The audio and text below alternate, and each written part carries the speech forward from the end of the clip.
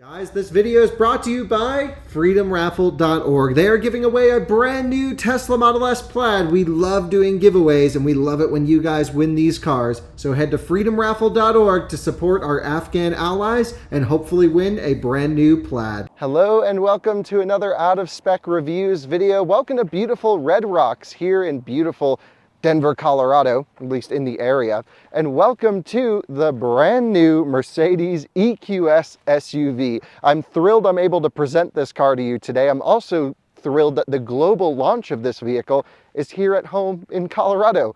So that is just amazing. All of the media, all of anyone who's coming to see this thing is coming from around the world here to home in Colorado. All I had to do was just drive down the highway a little bit to come spend some time with this. Really amazing. It also means I'm able to test the vehicle on roads that I know and drive every day. The thing is, though, I can't talk to you about how this vehicle drives today. This is still under embargo, so we'll have to wait a couple weeks till I tell you about how it cruises, how it drives, how it shreds, all of these things. We're going to break it down, of course, in a typical driving review. But don't click away yet, because we're going to go front to back in a full interior and exterior deep dive of the EQS SUV. Now, you and I have spent a lot of time in EQS sedan over the last couple years. We've been talking about this car. We've been talking about the technology. We've been driving it, road tripping it, testing it with charging and range. And now its bigger brother, the SUV version, is launched, built pretty much on the same EVA 2 chassis. Very little adaptations from that car. You now have up to 7 seats, of course, all-wheel drive as an option, and a really spacious cabin to bring your entire family along for the drive. So this is one of the very few electric 7-seat SUVs built for the family, and I'm going to take you on a full tour of it. So let's get into it here on Out of Spec.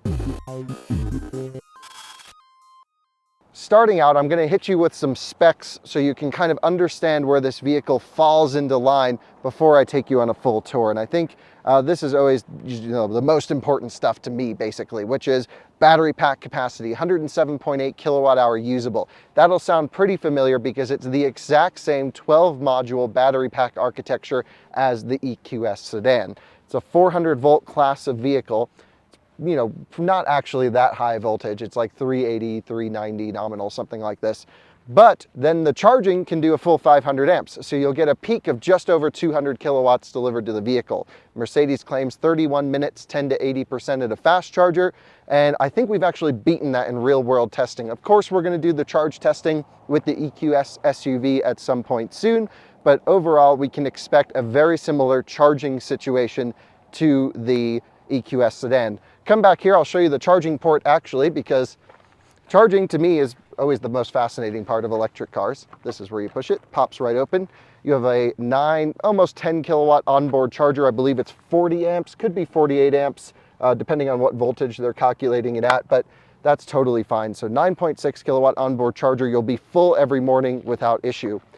Mercedes recommends an 80% daily charging limit, but you can, of course, full charge it all the time. They have actually, what's kind of cool, I'll show you inside, an eco charging profile that will limit the DC fast charging speeds to a maximum of, I believe, 100 kilowatts. That's what it is in the sedan, and limit your max daily charging to 80% automatically. If you have a departure time set, it will actually delay the start of charging so that it finishes charging just as your departure time happens. And that means the battery pack stays at a lower state of charge for as long as possible. These types of cool tricks and things are really the theme for this vehicle. I think a lot of you guys, and me as well, we've spent a lot of time driving electric vehicles from existing automakers that don't really get it. And we've seen such weird things. I mean, blatant oversights such as no good route planning, no plug-in charge, no battery preconditioning. They might build an insanely great product, looking at you, Hyundai Ioniq 5, but they may not have like a huge needed feature for an electric car, which is battery preconditioning. This has everything an EV needs to work seamlessly and easily into your life. It has amazing route planning. Again, plug and charge and everything to make your life easier while out on the road. Home charging is pretty simple as well, because of course it takes care of all of everything.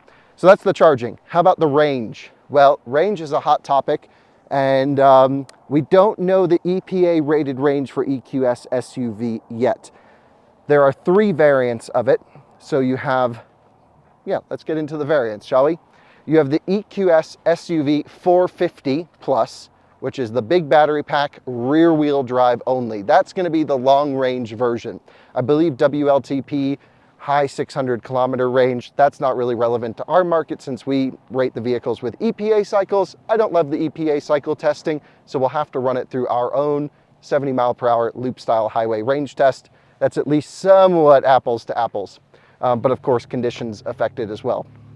So the rear wheel drive is pretty interesting. I believe almost 300 kilowatt power output, 290, something like this, just over 6 seconds, 6.5 seconds, 0 to 60. And then you can option the EQS 450 4MATIC, which has the exact same power output, 2 motors, and I'll explain how the motors are laid out.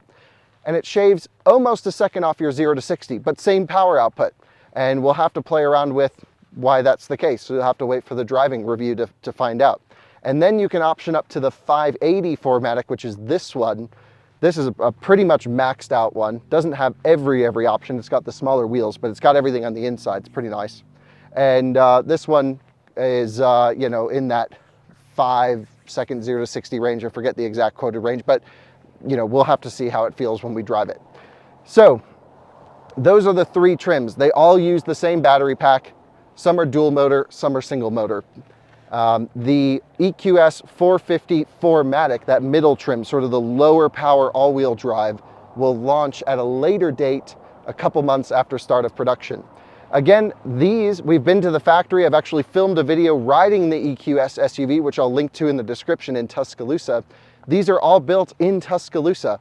The battery pack assembly is also done in Bibb County, pretty much right down the street from the Tuscaloosa factory. So final assembly of the battery pack is done right down the street from this vehicle. And then you might ask, well, what about the material sourcing for the cells? Well, by hopefully 2025-ish, Mercedes claims that will all come, or at least the majority of it, will all come from a North American sourced plant, mine, I guess. And so that all is pretty cool.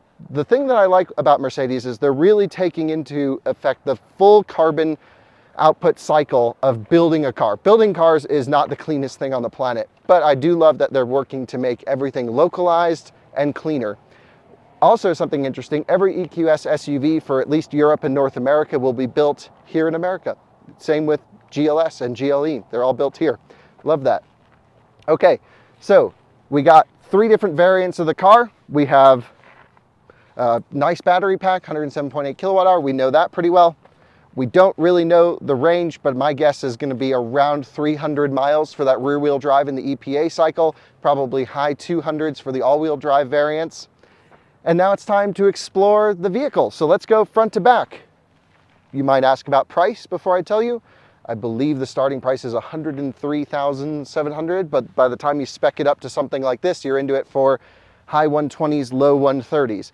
The problem is dealerships are going to charge over sticker for these. At least some will, because we've seen it with EQS sedan. Just here in Denver, I went to go look at an EQS AMG sedan, and this was $100,000 over sticker price.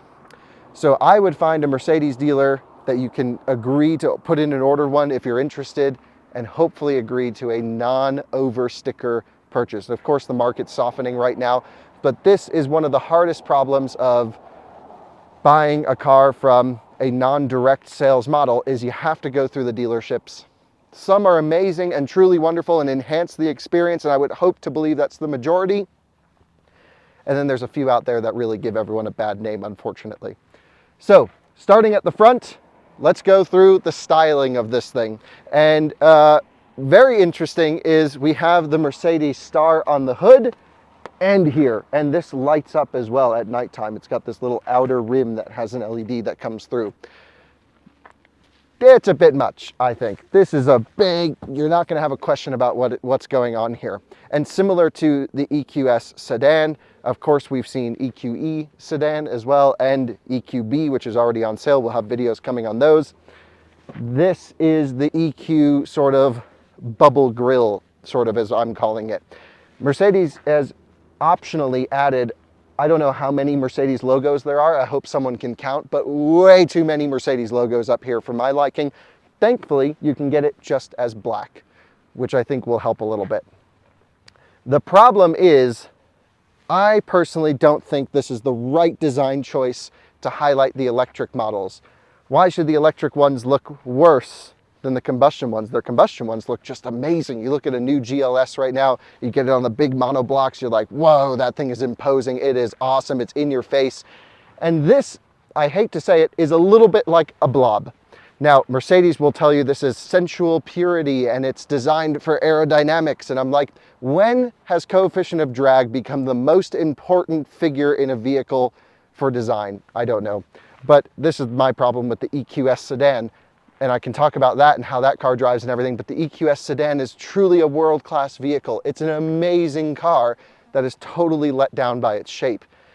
At least here in the SUV, I think it's a lot more livable. It's certainly not standout, it's not in your face. This one, even with the AMG styling package, I think helps it a little bit as well. You have some nice power structures here in the hood, these power domes, if you will.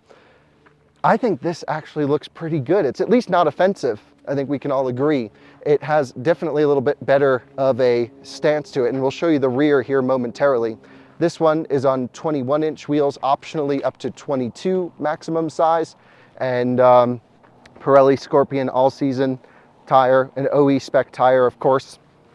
I think the bigger wheels might help it a little bit as well, but of course your range is affected. 3 triangles here in the headlights denoting the S-Class variant, similar to their combustion cars. The more dots you have, the higher it is. So if you ever see an EQS SUV on the road, or even an EQS sedan, you'll see 3 light signatures in the headlights, then you know they got the big boy. Interestingly are the headlights as well, and I'm curious to see how this plays out for the US market, because these are all digital matrix LED headlights. And as you guys know, we've always had a little bit of antiquated lighting laws in the US that don't allow full projection, full, matrix function. These can actually like project words and movies and whatever you really want in front of you. It's pretty amazing, but I don't know truly if it will be unlocked for our market. Thankfully, this car does support fully over-the-air updates. So maybe when Mercedes decides, hey, regulation, you're good to go with your digital lights, they'll be software updated and we'll get more functions out of them. I think that could be quite neat.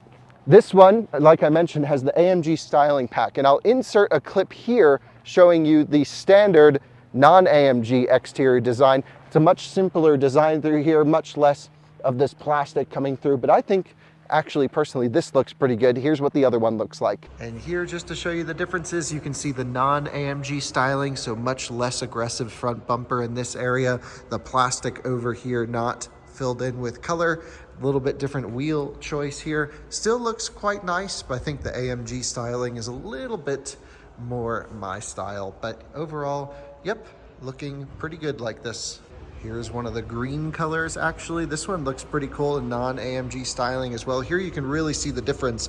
The AMG styling car here versus here in the lower bumper and everything makes a big difference. Of course, you can see again the non-painted arches. I think worth speccing up to the AMG styling line. So which do you prefer? Let me know down in the comments. Do you like this sort of design of the AMG line with the painted black arches here along the side? Or do you prefer a little bit more of the rugged look without all of these sporty elements? I actually really like, if you stand straight in front of the car, the one thing I really do like about this are these hood creases. I think this gives the car so much more character. It reminds me very much of the combustion GLS, giving it a little bit of stance, a little bit of presence, and not so one bow design like, as they say, for the EQS sedan. The one thing is these cars do look a little bit weird at night though because of this light bar. And to me, don't love this little connection. It looks like a unibrow. The car, I don't know. At night, I see EQSs roll up to charging stations and stuff, and I'm like, I just don't think it works that well. Now here, it'll have the light up star as well. This might help it quite a bit. That's enough on the front end. You guys can make up your own minds. I know the questions are gonna be, can you open the hood? The answer is yes, you can open the hood, but Mercedes says you can't and shouldn't and should only do it at a workshop. There are ways to open the hood, and there's just HEPA filters under there and everything else. The only user serviceable item is on this side. Sorry to bring you back and forth. And that is your washer fluid, very similar to the sedan.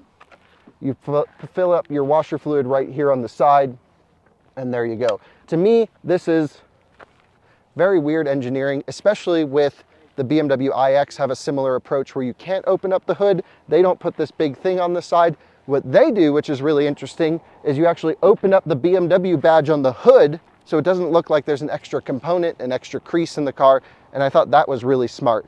The EQS SUV, of course, now has the Mercedes badge on the hood.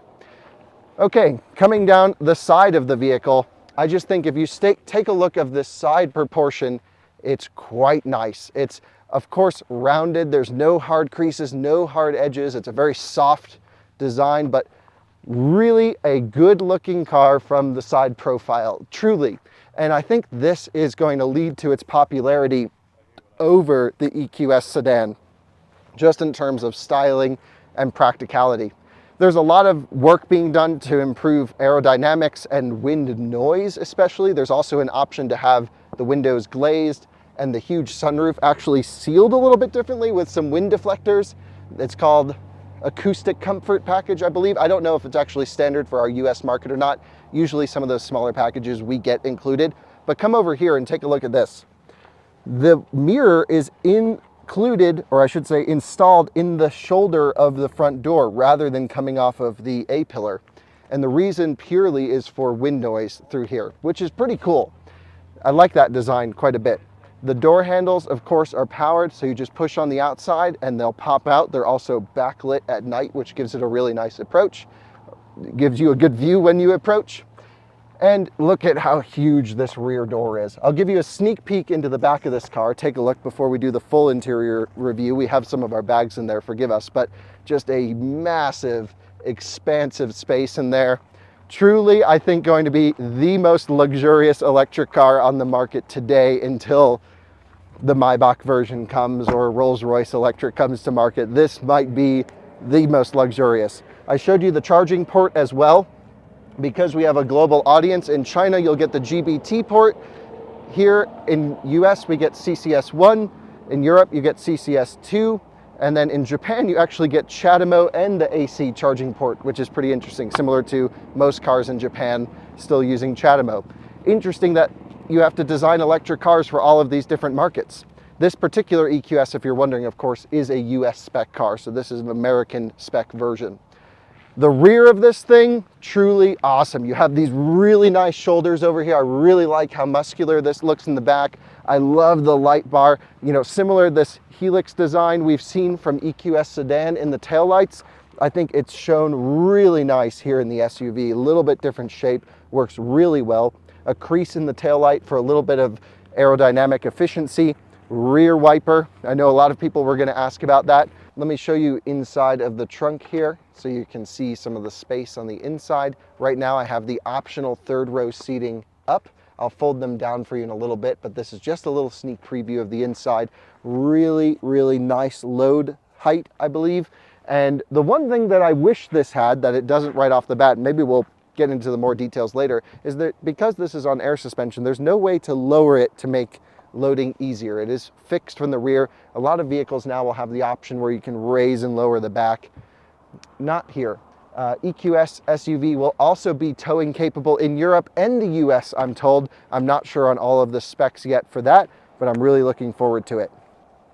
And here you go, the outside tour of the EQS SUV. What do you guys think? Does it look better than the sedan? Worse than the sedan? In my opinion, a much better design than the EQS sedan. The EQS sedan, like I've mentioned many times, truly an amazing car. I think let down by the styling. I think this makes up for it. Really a wonderful look, especially here in Colorado, which is SUV land.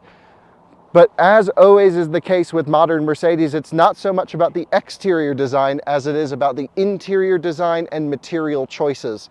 So let's jump on the inside. I'm going to show you everything in there. It's going to take a long time, and it's just truly an amazing interior. Well, you join me in the front seats of the EQS, and there's a lot to talk about up here, and then we're going to go second row and of course third row to end it.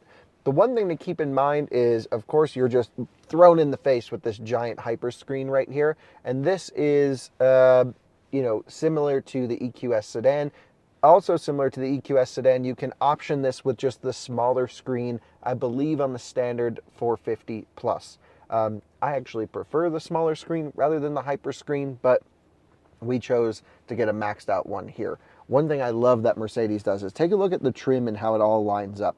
You can see everything is just dead perfect. These lines come straight down, totally matching. That level of detail is something, you know, very Mercedes right here. But let's be honest, this cover is going to be open 99% of the time you have the vehicle. You're going to have cords plugged into the USB-C. You probably will have change and things stuffed where the wireless phone charger is. But take a look at these cup holders. This is pretty fascinating. There's a little pressure plate at the bottom. Of course, you guys know I always have my strawberry acai with me. Watch what happens when I put it in the cup holder. I put it here, I'm just going to push. Flips around, and now it's fully locked in. And now I have the perfect size cup holder for my drink right there. I'll just demonstrate here without a drink on the second one. I just push in and bam. This to me is really cool. I love that kind of stuff. And I don't know, I just think that's such a neat little cup holder trick. Let's talk materials. We are in one of the nicest interior options in the car, which means we have full leather up here on the dash and here on the armrests. It's got the full leather luxury wheel, not the AMG spec wheel with the double lines like we've seen in other Mercedes. You can choose a couple different options. If you stay tuned, I actually went off-roading in this vehicle. That'll come in a future video, and that one I show you the other steering wheel. So stay tuned for that. But this one has all the natural grain leather everywhere. There's a new material, I think it's called Nubuck or something, but it's this new material that is on the step down from the full leather interior. That's this not quite Gore-Tex, but quite modern feeling texture that they put on this upper trim line of the car. I think it works really well. We've experienced it on the regular EQS sedan that we reviewed. It's the same material. But I do love the color combo of having this blue on the dashboard and this really light cream seat here. This is a beautiful, stunning interior. But as always, I think leather is kind of not the best material to put into cars, and so you can get some more animal-free options in this, but not a fully animal-free interior in the EQS SUV is my understanding, at least for our market. So of course, ambient lighting, Mercedes does an amazing job of this throughout. So sitting here at night is just an amazing experience, even from these wonderful air vents that are baked into the hyper screen. You get these rich colors and you can choose from a whole bunch of different themes. Even in the seats, they come around here, and Alyssa can show you, even in the back doors as well, you'll see some ambient lighting.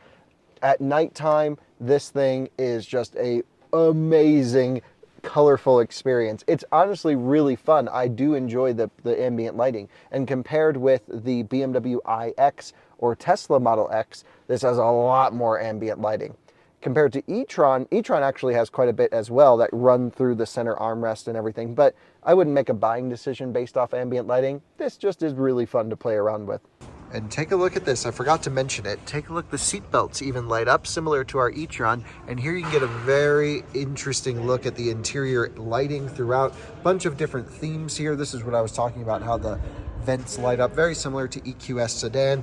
Inside the seats as well, you can see this ambient lighting. Just a wonderful, wonderful piece of light engineering, if you will. Before we get into the hyperscreen and tech, I do want to talk about the Burmester sound system that's available in this.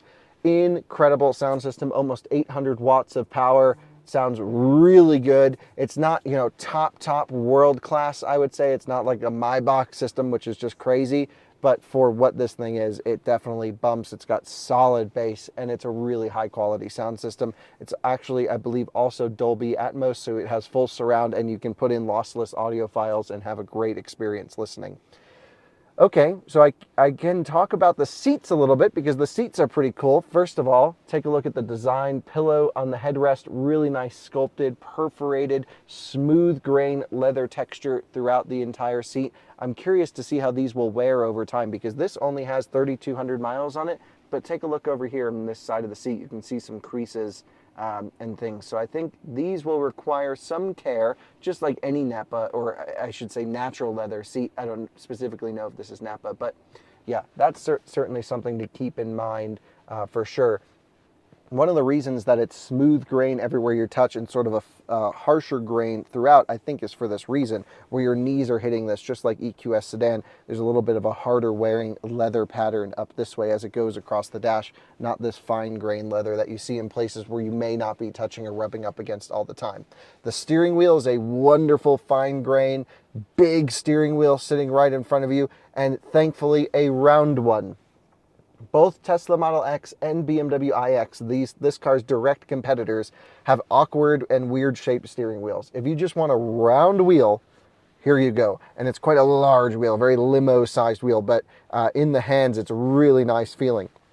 This one, again, being the standard sort of luxury designed wheel, you have all of the controls split into one design. Again, the AMG spoke wheel has 2 rows of buttons. Either way, I think you'll be okay. I actually prefer the standard wheel without the pebbledness on it as well. You do have real, sort of metal feeling, might be truly metal or just a really good plastic feeling paddle shifters to adjust your regen control, which we'll talk about when we drive the vehicle. Very similar to EQS strategy, which is, recuperation up to 290 kilowatts on this particular car. It's a lot of regen.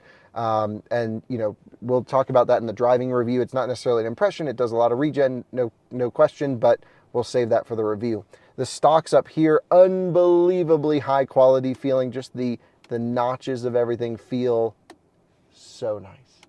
And that's the attention to detail I really appreciate and really love. Everything just feels truly wonderful. The seating position itself is great. I can sit nice and low in the vehicle. I'm 6'1" and I have tons of headroom, tons of shoulder room. Everything I feel pretty great. The dash is quite high on the viewpoint, but I can actually see the hood in the SUV variant compared with the sedan. So looking out over front, I can see these power domes, looking straight on, which can help maybe place the vehicle out on the road, but we'll have to see how that is when we drive it. But it is nice to have some guidance up front. In terms of the displays and gauge clusters and everything like this, this is all the hyperscreen technology similar to EQS sedan. So I'll walk you through briefly what you can do. First of all, I have a head-up display in front of me, which is absolutely massive. It mimics the same cross-sectional distance, at the 33-foot viewpoint as what's in front of it as like a 77-inch TV. So the head-up display is way out there and it's massive, basically is what I'm trying to say. And I can adjust what to put on there, from augmented reality to navigation to sporty displays to even off-road settings for pitch and roll and a few other things, all of the data, which is cool. Of course, it can all be adjusted. So then, of course, we can adjust our gauge cluster here to go from a very simple, understated design all the way up to, full off-road menu right here on the display, to a full driver assistance view, which will do automatic lane changes, distance control, lane centering, all of these features, all of the safety features you would expect from a Mercedes, of course. I think the Classic looks the best, gives me speed, percentage of power, recuperation level, and then I can choose what to put in the center, from audio to really anything up here. So I usually keep it on all the nerdy consumption data most of the time. Then on the center screen is the center value, and this is, again, very similar to EQS sedan. And I've already shown you this in EQS SUV, but you can see there's a specific off-road menu. This is really the only difference between the SUV and the sedan. That will tell you our elevation, a few different profiles, and again, I'll do a whole deep dive on this later on, which is going to be hopefully a fun video for you guys to watch. The one thing I like is all the nerdy data. So here's where you can set your maximum charge level in 10% increments from 50 to 100%. The one thing I love is the car will look at all conditions of temperature in the battery pack, state of charge, a few other things, and tell you the maximum theoretical charging power it could take in this instant. So it says even at 88%, if we plugged into a DC charger capable of delivering this much power, we could get 63 kilowatts at the moment. Again, 200 kilowatt maximum. We have our charging profiles, which again, I mentioned at the beginning of this video, capping you at 80% state of charge. And it basically does all of these things, which is pretty great. And I believe, again, 100 kilowatt peak DC charging is what it'll do. It will have automatic preconditioning when you program in a charger, but if you're trying to stretch it to a charger and you don't want the extra range burned, you can actually turn off preconditioning. I say for most people just leave it on, but if you're trying to go for max efficiency, you're actually going to burn more energy to heat up the battery pack for a faster charge, which is the way to do it. But some people may not want to burn the extra energy. Not sure why that's there, but I'm glad they give you the option. This will tell you what's giving you and taking away your range, which is pretty nice, and overall a really transparent EV type situation. Couple things about information. You can come here to vehicle and it will tell you all about your accelerator and brake pedal position. So you can see here all the way up to 100% brakes or up to 100% acceleration, your suspension height leveling, and then which motor is doing all of the work. It will display there while driving. What else should I show you in here? Settings upon settings upon settings. I actually have a whole video going on a deep dive of every menu option and the full setup process. It takes almost 45 minutes to hit every menu option on this display, but it's really cool. For a lot of people, they just want a car, get in and go. This can do that, but if you really want to adjust all the fine details of the EQS SUV, you can go in and do it. And I'll link again to the description of the full in-depth tour of the hyperscreen menus that I did with the EQS 450. I showed this display and also the passenger display. No one's there at the moment. You can play videos over here on the passenger display. What's interesting is it will actually use the driver assistance eye tracking if a video is playing on that display going down the road. And if I glance over to look at that display, it'll actually dim it so I can't see it. And then as soon as I look back on the road, it'll open it back up. That's a really neat feature. I think safety-wise, this is pretty important, and I'm glad Mercedes spent all the time to tune for this very unique scenario. Yeah, so in here, all similar to EQS sedan, I do want to talk about some of the route planning because I think you guys watch our videos for all the EV specific stuff, of course. I've programmed in going to Los Angeles, and you can see here what's pretty nice is it programmed in all of the Electrify America charging stops. Of course, that's the EQS charging or Mercedes charging partner here in America. But there's a couple things specifically that I really like. Inside of the electric intelligence menu, you can set your final charge level at a destination to say, hey, I need to get there with 50% because maybe there's no charger, or I can get there at nothing and it's got a level 2 charger. But then you can also set your state of charge arrival at DC fast charging stations. Minimum will save you the most amount of time, of course, but it is a little risky running the battery pack down all the way. But I do like Mercedes is really trying to get their owners to understand, hey, on a road trip, it's actually faster to stop more often for shorter periods of time to get the highest charging power versus sitting there to full. And the vehicle will even tell you, hey, you've charged enough, let's go to the next one. So I think this is really an important situation. Over here, you can see it's getting us to chargers with roughly 7% state of charge and doing these charges for up to 80% or so. And I think it's a pretty good route planning system. Of course, it will adapt and learn how you drive. The way I would road trip this might be different than the way someone else does.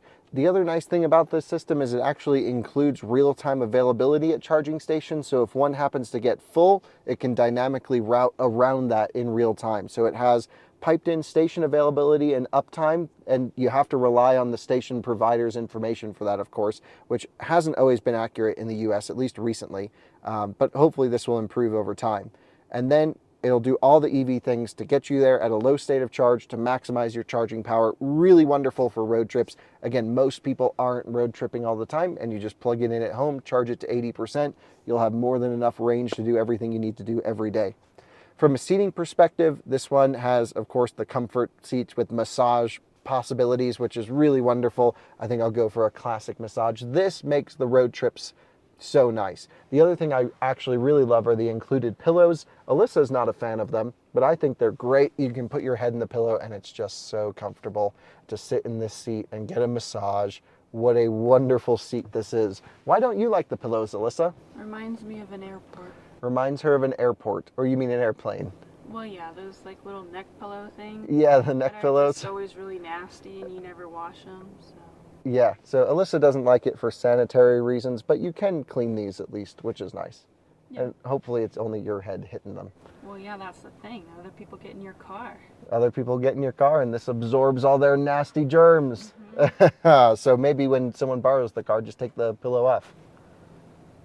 Yeah. Yeah, you can do that. Don't like other people using my pillows. She doesn't like other people using her pillows. Okay. Of course, there's a whole bunch of adjustments for the seat, from lumbar to side bolsters to even what percentage of the heat do you want to going on your back or your butt, which is pretty interesting. So tons of adjustability in this car. I mean, you really can go deep into the woods.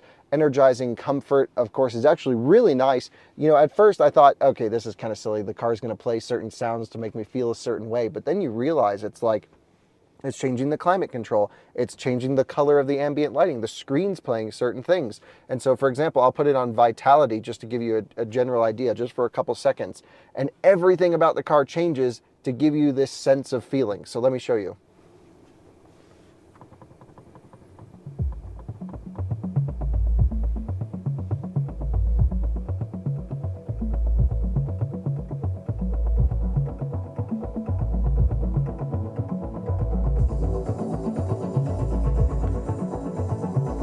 Anyway, this goes on, and there's multiple different, versions of this. But at first you're like, this is really silly. Who spent all the time to work on this? And then I actually find myself, when I drive these things, sitting here and I'm like, wow, this actually is making me feel different. This is pretty cool. And you're going down the road, and like, I recently did this in a full-size combustion S class, and I was like, I feel better with this system. So I'm hoping that'll give me the same effect here when I spend more time with it. But there's even more energizing comfort situations here that go all the way into power nap, which puts the seat back, closes the windows, and it's kind of interesting. Refresh yourself with a nap. Seat, windows, and roof are repositioned automatically. So you pull up to a charger, let's say it's late at night, you just want to get home, but you need to charge for 15 or 20 minutes. Let's see what this is all about. So it needs to be cars off, hit the nap button. There we go. Positioning seat and steering wheel. Oh boy, here I go. Ready for a power nap. It automatically would close the sunroof shades up here. Take a look. But they are currently closed already for filming. I had them. It's blowing air, and the seat actually went to a position where I could just like fall asleep right now. This is really nice. Let me know when the video's done filming. Oh, now that I'm sitting this way, I've even noticed that the grab handles are leather wrapped. We wouldn't have known that unless we did a power nap. So how do I end this thing? Power nap, back, stop. So now my seat is going back to where I guess I was. Steering wheel's coming back. That is just, it seems silly at the start of things, but when you experience this, you're like, this is so useful. It's so cool. Maybe I just love the gimmicky features, but I think this stuff actually makes a big difference. Let's turn the vehicle back on, and let's turn the fan down. Okay, and then of course you can even do training for like workouts and stuff. So muscle stimulation, muscle relaxation, fragrances in the car. I mean, it goes on and on. A huge portion of why you can't actually open the front hood on EQS SUV is down to the air quality of it. So take a look here. You can see the exterior and interior, 1 parts per million, 2.5. You have ionization, fragrance level. There's a new Mood number 6 fragrance designed specifically to encapsulate the smells that an EQS SUV should smell like. Okay. Someone has that job where they have to make smells for cars. This is the world we've gotten into. I like it. Alyssa, what do you think of fragrances? I can't stand it. She can't stand it. I think it's kind of cool. I put it on in her e-tron all the time, and she says she gets headaches from it. So yep, basically all of your air conditioning adjustment for first, second, and third row of seats. So if you have dogs or things, there's air vents all the way into the back, which is wonderful. And of course, you're going to have the massive HEPA filters that has an active filtration component of 150 football fields equivalent. That seems like a lot stuffed into the hood of this car. And they're massive filters. They really are. If you look them up online, look up like EQS HEPA filter, they're like huge. Mercedes says you can't open the hood. The latch is right down here under a cover. You can open the hood, but I can't tell you to open the hood. Nice armrest center console situation in here. Pretty spacious inside, which is great. So goes pretty deep.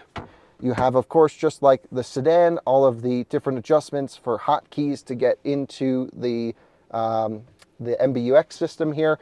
Also, fingerprint scanner is for user profile selection. So if Alyssa and I both have an EQS or the same car, we could have 2 different profiles. I believe up to 7 profiles are allowed, and we can just tap our finger and it will automatically switch. It will also do facial recognition or voice recognition to switch profiles automatically, or of course you can assign it to a key. 3 memory positions for each front seat, which is wonderful.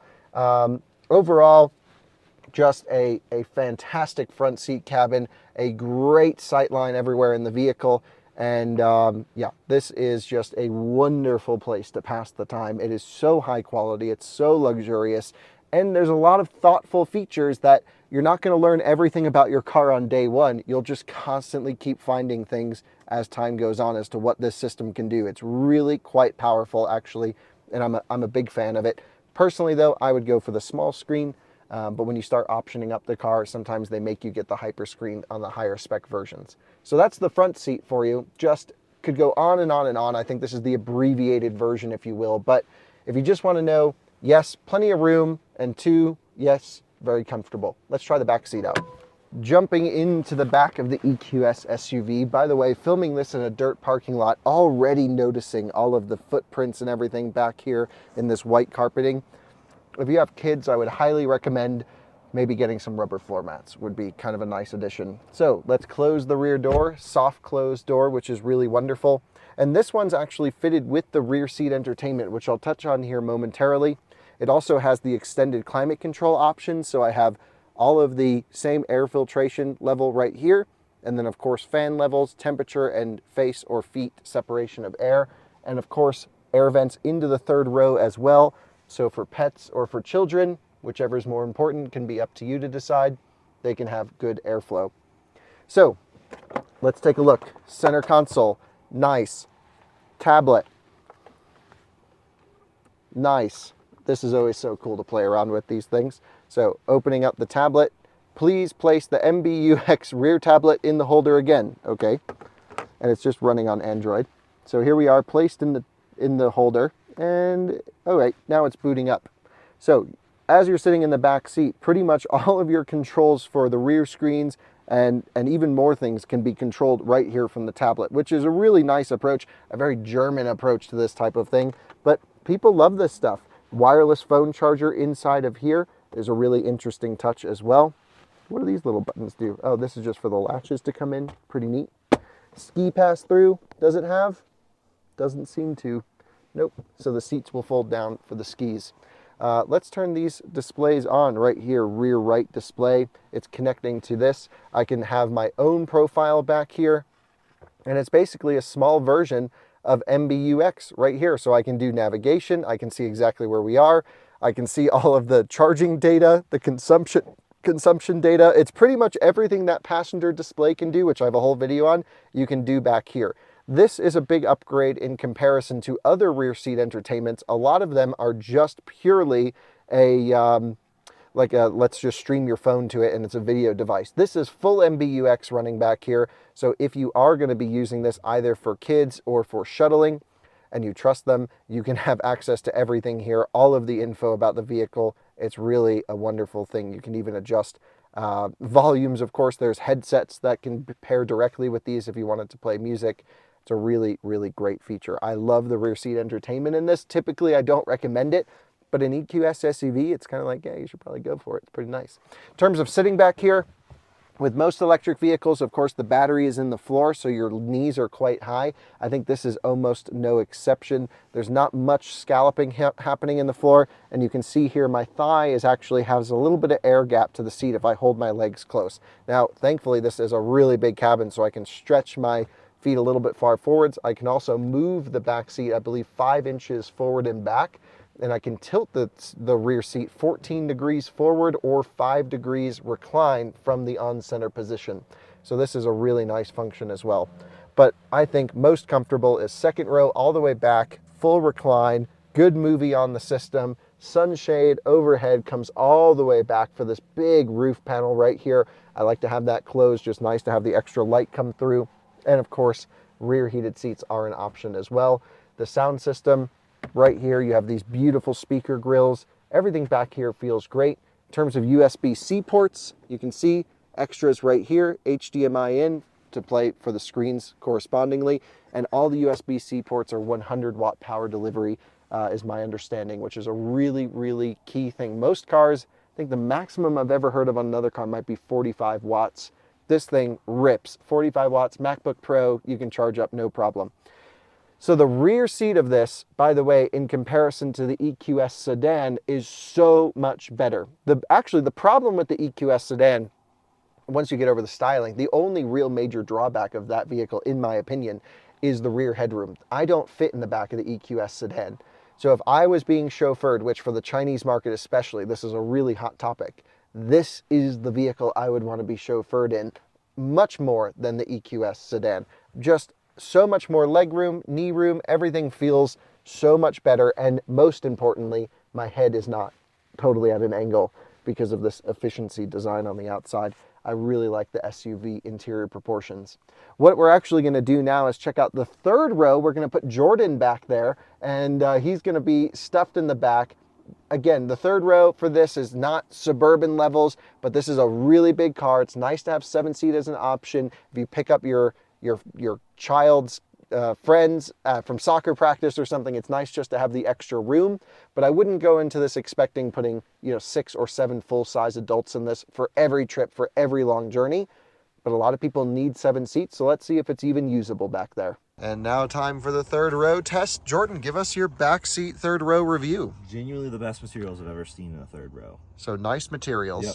USB-C everywhere. And they're all 100-watt power delivery. I could charge 4 16-inch MacBook Pros back here. Yes. And keep them warm. I don't know why you do that. So I'm going to put this seat back now. Okay. Which I just push this little button, I imagine. And now the seat will go.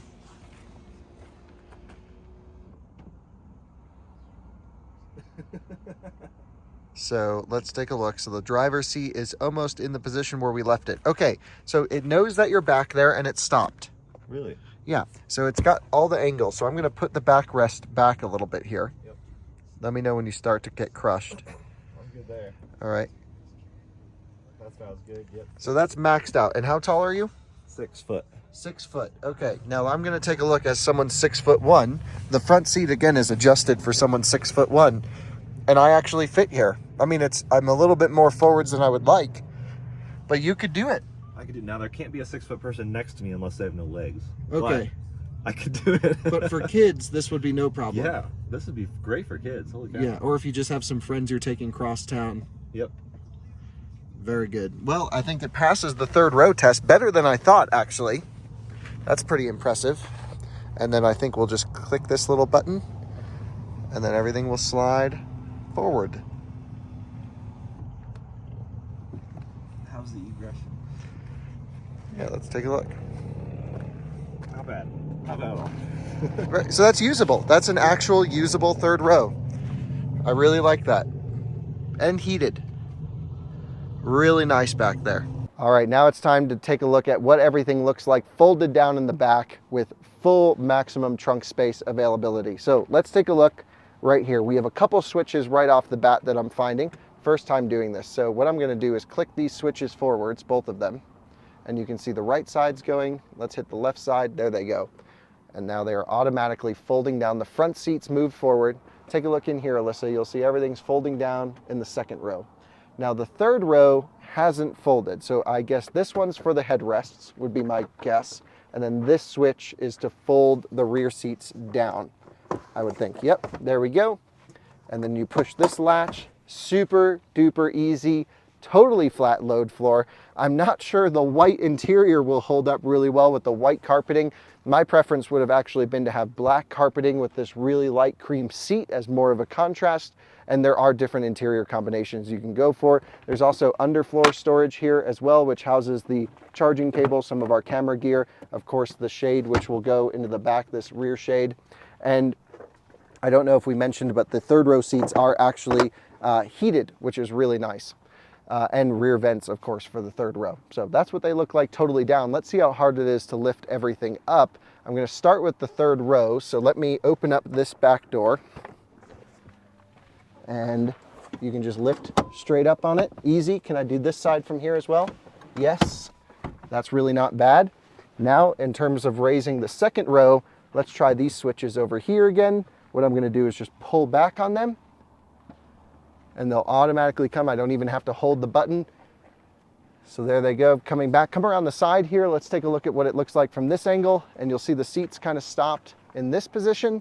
There's also another latch right here. I should be able to, push down, and this will put the seat all the way back, I hope.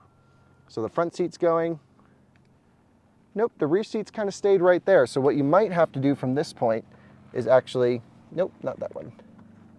Let's put this all back to the locked position.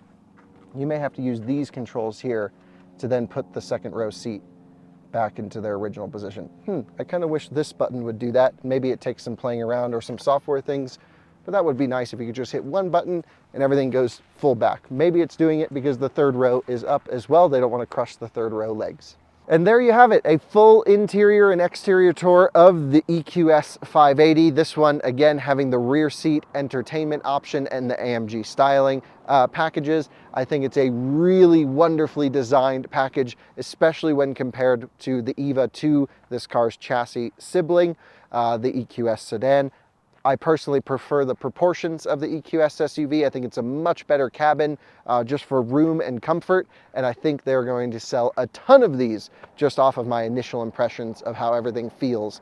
So really looking forward to getting this out on the road next. I can't wait to share with you how this thing drives. You'll have to stay tuned for a couple weeks until I can tell you all about that. But there you go, a full tour of the EQS SUV. Let me know if you think you would go for this over the BMW iX, Tesla Model X, Audi e-tron, Rivian R1S, Lucid Air Gravity perhaps, or I guess it would be called Lucid Gravity, but that hasn't been totally released yet. I think this has a pretty good place in the market, just initially off of the quality of everything. Thanks for watching another Out of Spec Reviews video. See you on another one soon. Bye-bye.